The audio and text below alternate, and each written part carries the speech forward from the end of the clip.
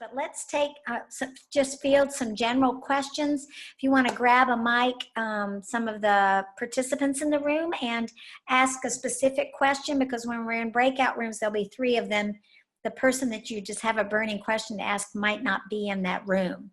So I'm just going to get quiet for a couple of minutes, and you all just take your turns, grab your mic, throw your questions or your comments out there. I'm a 4th grade elementary school teacher, and I've been teaching for 19 years, and I just wanted to get into a whole novel study with my class. Would the book you wrote be applicable for elementary school? Yeah, for 4th grade, if they can read novels, I mean, if you would have them read a novel, then yes. But we can talk about adaptations for 4th grade. You use the word progressive a lot in describing your experience at Bank Street and your philosophy of education. I work at a progressive school on the North Shore of Massachusetts, and that word is always so challenging in the context of education because it's really difficult to pin down. I'm curious what you think of when you use the word progressive. Yeah, I agree. It's kind of I think it's a word that's gotten watered down a lot. So it could just mean so many different things at this point. But what it meant, at Bank Street and still means to me, kind of the part of it that what I pursue in that is the notion that, children and kids, construct their own knowledge through their experiences. And so in order to facilitate that, we have to understand child development and human development and what people are going through as they develop in different stages, and also what individual kids are going through. And then we have to design experiences and help kids to learn from them rather than basically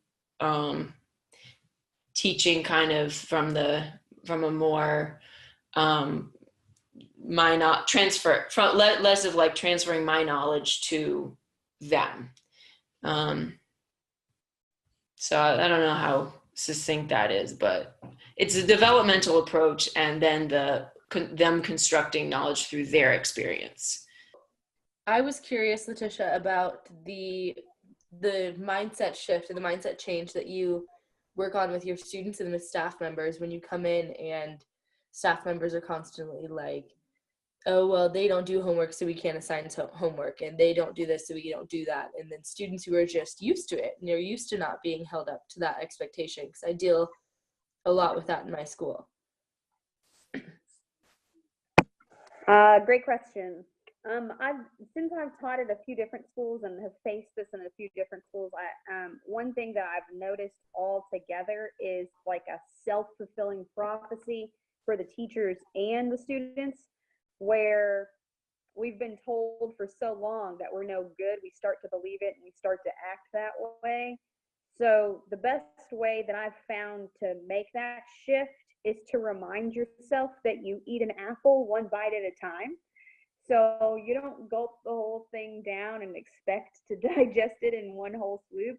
You have to kind of chisel away in the same way that you would bite into an apple. Like the very first day, the change is there. And I have to admit, at my current school, it took me about 2 months before my students realized how serious I was about the expectations.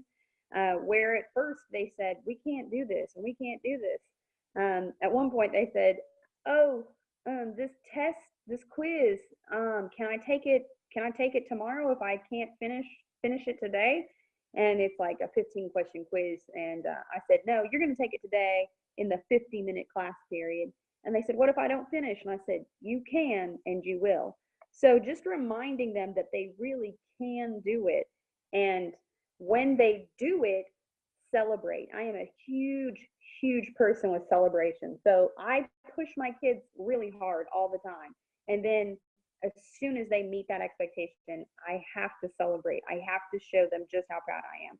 Whether that's a dumb little dance in the hallway or whether it's me bringing them candy or a treat or something like that, I make sure they know that what you just did matters. And I'm going to continue to celebrate you. Teachers are a little bit different. You don't have to you don't have to celebrate them in those silly ways. Like, kids love that goofy stuff, but teachers don't. But my mother always said that if you're thinking something nice, you should say it out loud. So I make sure that when a teacher does something that's pretty exceptional, I make sure I compliment them, because if I'm thinking it and it's nice, I might as well share it in the same way that I'm thinking it. I don't ever say anything mean, though. It's never going to get you anywhere. And then sometimes for teachers, when I'm trying to shift their minds on perspectives of what the students need, I just kind of remind them that it's not so much about us being comfortable as it is about what the students need. So some teachers don't want to change because they're comfortable doing what they are comfortable doing. And I have to just ask them, you know, if this was your child, wouldn't you want your child's teacher to come out of their comfort zone and teach the things that your child needs them to teach? And kind of putting it in that perspective normally helps change teachers' minds. Awesome. All right, so here's what's going to happen for just about 20 minutes, and then we'll wrap up. I have assigned you to breakout rooms. And Noah, again, you'll go to a room, but if you have to leave, thank you so much. Really, really appreciate your being here.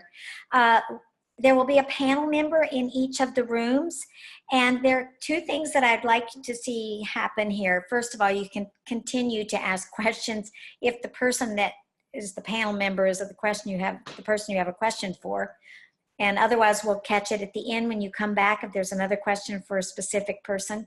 Secondly, share your capstone ideas with the panel members, particularly if there's something that you want to get some feedback on, or if you think that there's something that an idea that they might have, also the other participants in your room might. So it's a time for them to continue to share with you their thoughts and ideas about leading without leaving.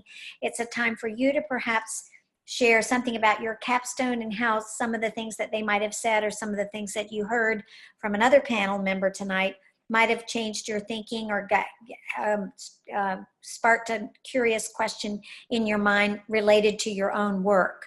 So we'll be there for 20 minutes, and then I'll pull you all back in and we'll wrap it up for the night.